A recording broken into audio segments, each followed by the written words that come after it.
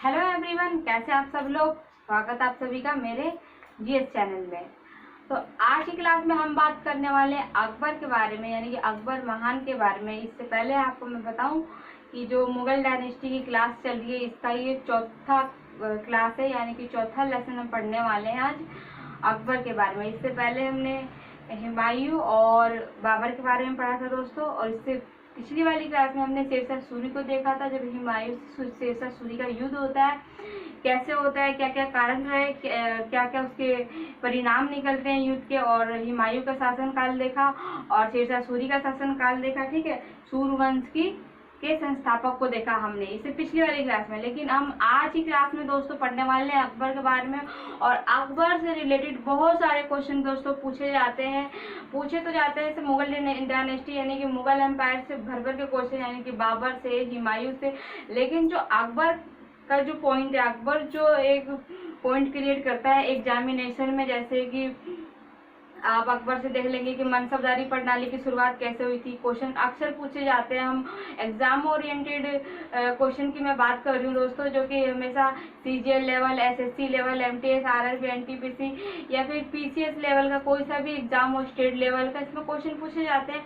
Mughal dynasty से question पूछे जाते हैं, परंतु जो अकबर है, अकबर का जो पॉइंट है, इस पॉइंट लेवल से काफी क्वेश्चन पूछे जाते हैं। तो एग्जाम पॉइंट ऑफ व्यू से अकबर का जो टॉपिक हम आज कवर करने वाले हैं, ये काफी इंपॉर्टेंट हो जाता है दोस्तों। तो जैसे कि क्वेश्चन पूछा जाता है, मनसबदारी प्रणाली की शुरुआत किसने की, जजिया कर की समाप्ति किसने की, तीर्थ यात्रा कर की समाप्ति किसने की, अकबर के 9 रत्नों में से एक का नाम बताइए, अकबर के शासनकाल में बैजू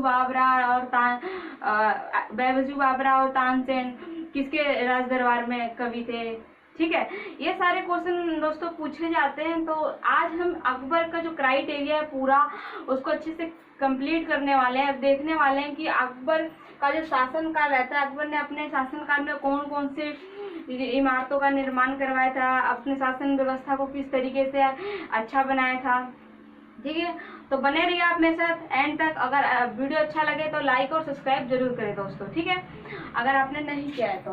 बात करें अकबर के शासनकाल की, ठीक है दोस्तों, तो अकबर का शासनकाल जैसा कि हमने देखा था, शेरशाह सूरी को देखा था बीच में हमने, हुमायूं के साथ, हुमायूं का जो हमने टॉपिक पढ़ा, क्लास पढ़ा था उसमें उसके बाद हमने देखा था कि शेरशाह सूरी एंट्री करता है। ठीक है, देन उसके बाद जो होता है अकबर का टॉपिक शुरू हो जाता है। ठीक है, अकबर का शासनकाल 1556 से 1605 तक। ठीक है, 1605 तक का शासनकाल रहता है इसका। अकबर का शासन जो है 1556 से 1605 तक हम देखेंगे। ठीक है, अकबर की बात करें तो अकबर, जैसे कि हमने इससे पिछली वाली क्लास में बताया था मैंने दोस्तों आपको कि अकबर किसका पुत्र होता है, तो हुमायूं का पुत्र होता है, हुमायूं। और इसकी माता का नाम क्या होता है, यानी कि हमीदा बानो। ठीक है, हमीदा बानो। अकबर का जन्म 15 अक्टूबर 1556 में हुआ था। ठीक है दोस्तों, इसकी माता का नाम क्या था, हमीदा बानो। ठीक है, पिता हुमायूं। बचपन का नाम अकबर का क्या था, तो जलालुद्दीन था। ठीक है, बचपन का नाम देखें हम तो जलालुद्दीन था। अकबर का राज्याभिषेक बहुत छोटी सी उम्र में हो गया था, इसलिए इनका एक संरक्षक भी था जिसको हम बैरम खां के नाम से जानेंगे आगे। ठीक है, अकबर का जो राज्याभिषेक होता है दोस्तों काफी छोटी उम्र में हो जाता है, तो इसका जो एक संरक्षक था उसका नाम बैरम खां था, और उसको प्यार से, यानी कि प्यार से लोग खानी बाबा भी बुलाया करते थे। ठीक है, तो क्लास बहुत छोटा होने वाला है दोस्तों, यानी कि काफी लंबी क्लास नहीं चलने वाली, क्योंकि हम जो है अकबर को कई पार्ट में पढ़ेंगे। अभी हम अकबर का जो है बेसिक स्ट्रक्चर देखेंगे, और इसके बाद जो हम पढ़ने वाले हैं अकबर के से जुड़े सारे, जैसे कि इमारतों के बारे में, इसके राज्य के बारे में, शासन व्यवस्था के बारे में। ठीक है, तो इससे अगली क्लास में हम पढ़ेंगे इसके बारे में। तो आज जब हम सिर्फ पढ़ने वाले हैं इसके एक बेसिक स्ट्रक्चर, यानी कि बेसिक इंफॉर्मेशन, एक इंट्रोडक्शन क्लास होगी अकबर को लेकर के। ठीक है दोस्तों, तो चलते हैं। इसका अभिषेक कब होता है, तो 14 फरवरी 1556 में हुआ था। ठीक है, इसके संरक्षक का नाम क्या था, बैरम खां। ठीक है, बैरम खां कौन था, तो अकबर का संरक्षक था। क्वेश्चन पूछा जाता है एसएससी में कई बार कि अकबर का संरक्षक कौन था। ठीक है, तो बैरम खां था। 1556 से 1600 तक। ठीक है, 1556 से 1500 1360 ई तक अकबर के साथ रहता है। ठीक है दोस्तों, यहाँ से देखेंगे अकबर का जन्म 15 अक्टूबर 1556 ई में हुआ। इसकी माता का नाम हमीदा बानो था, पिता का नाम हुमायूं, बचपन का नाम जलालुद्दीन था। ठीक है, अकबर का राज्य अभिषेक जो होता है, राज्य अभिषेक 14 फरवरी 1556 में हुआ। बैरम खां अकबर का संरक्षक था। ठीक है, 1556 से 1560 ई तक अकबर का ये संरक्षक रहता है। ठीक है दोस्तों, सॉरी दोस्तों, ठीक है, तब अकबर का संरक्षक रहा, साथ रहा, जिसे प्यार से लोग खानी बाबा भी बुलाते थे। यानी कि कब तक रहता है ये 1556 तक रहता है। यहाँ पे मैंने गलत नोट कर दिया है। ठीक है, 56 तक रहता है। अकबर साथ रहा, जिसे प्यार से लोग खानी बाबा भी कहते थे। खानी बाबा किसे कहते थे दोस्तों?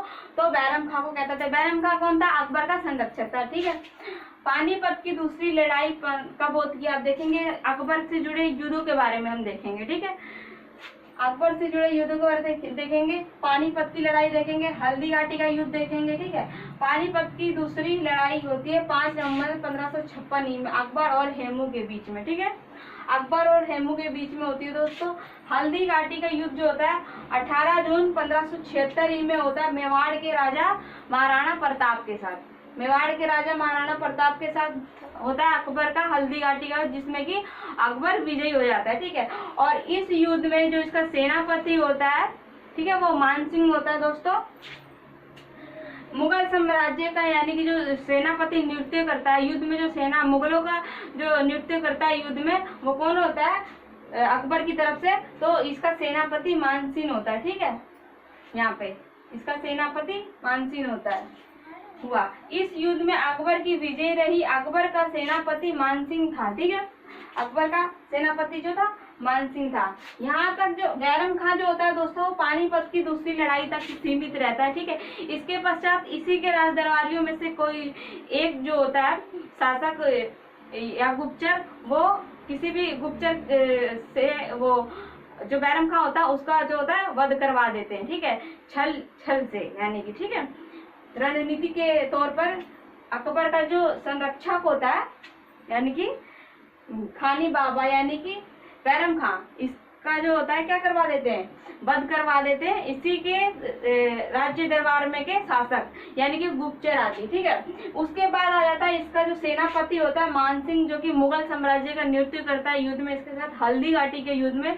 ठीक है, जिस कारण से ये युद्ध विजय प्राप्त कर लेता है। ठीक है, अब ये तो होगी युद्ध की बात। अब बात करते हैं इसके शासन व्यवस्था के बारे में। ठीक है, अकबर जो था दोस्तों, उसने दीन इलाही धर्म का शुरुआत की थी। ठीक है, अकबर ने, किसने दीन इलाही धर्म की शुरुआत की थी? क्वेश्चन पूछा जाता है दोस्तों कि दीन इलाही धर्म की स्थापना किसने की थी? तो अकबर ने की थी। पर प्रधान पुरोहित कौन था इसका? तो स्वयं अकबर था। ठीक है, दीन इलाही धर्म के का प्रधान कौन था? तो अकबर था। अच्छा, दीन इलाही धर्म को प्रथम स्वीकार करने वाला व्यक्ति कौन था? ठीक है, क्वेश्चन काफी बार पूछा गया एसएससी में कि दीन धर्म इलाही को स्वीकार करने वाला प्रथम हिंदू शासक कौन था? तो बीरबल था। ठीक है दोस्तों, यहाँ पे आप देखेंगे दीन इलाही धर्म का प्रधान पुरोहित कौन था? अकबर था। इसे स्वीकार करने वाला प्रथम हिंदू शासक कौन था? तो बीरबल था। ठीक है, बीरबल था।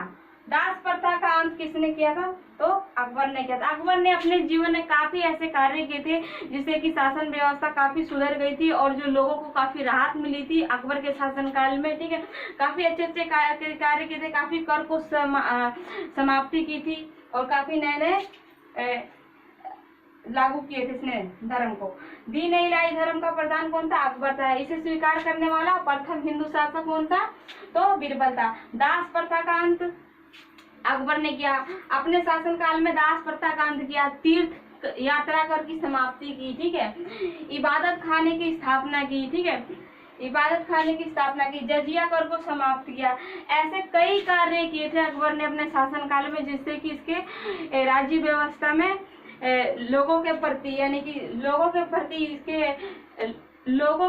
प्रति इसके अंदर सम्मान और लोगों में भी इसके प्रति अकबर के प्रति सम्मान था। ठीक है, अपने शासनकाल में इसने काफी इबादत खाने का स्थापना की थी, रजिया कर की समाप्ति की थी, दास प्रथा का अंत, तीर्थ यात्रा कर समाप्ति की थी। ठीक है, ऐसे काफी कार्य की थी। अच्छा दोस्तों, अकबरनामा किसने लिखा था? क्वेश्चन पूछा जाता है हमेशा कि अकबरनामा किसने लिखा था? अकबरनामा अबुल फजल ने लिखा था। ठीक है दोस्तों, अकबरनामा किसने लिखा था?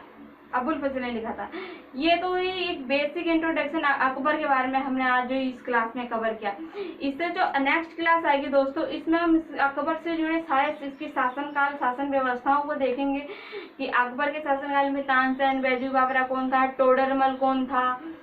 ठीक है, मनसबदारी प्रणाली कैसे, एकता प्रणाली कैसे लागू हुई, इन सब चीजों को हम ध्यान से देखेंगे इससे अगली वाली क्लास में। ठीक है, ये बेसिक इंट्रोडक्शन रहा, क्राइटेरिया रहा है एक अकबर के बारे में, जिससे कि हमें एक बेसिक इंफॉर्मेशन मिल सके। ठीक है दोस्तों, आपको फिर से एक बार रिकॉल करा दो, इसका जो अकबर का शासनकाल जो होता है 1555 से 1605 तक रहता है। इसकी मृत्यु हो जाती है 16 अक्टूबर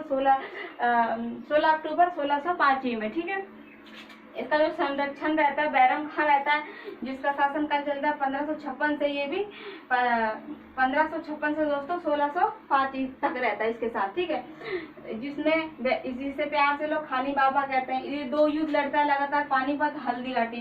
पानीपत के युद्ध तक बैरम खान इसके साथ रहता है, परंतु हल्दी घाटी का जो युद्ध होता है, इसमें जो होता है इसका मुगल सेना का नेतृत्व कौन करता है? सेनापति के रूप में तो मानसिंह करता है। ठीक है, दीन इलाही धर्म की शुरुआत करता है। दीन इलाही धर्म को प्रथम मानने वाला हिंदू व्यक्ति कौन था? तो बीरबल था। ठीक है, इबादत खाना, इक्ताधारी प्रणाली की शुरुआत की थी इसने, और काफी सारे जजिया करों को माफ करवाया था। तो इन सब चीजों को हम इससे अगली क्लास में देखने वाले हैं, तो प्लीज वॉच फुल वीडियो, और इससे आने वाली क्लास भी आप अच्छे से देखें ताकि आपको जो अकबर का कॉन्सेप्ट अच्छे से क्लियर हो जाए। ठीक है दोस्तों।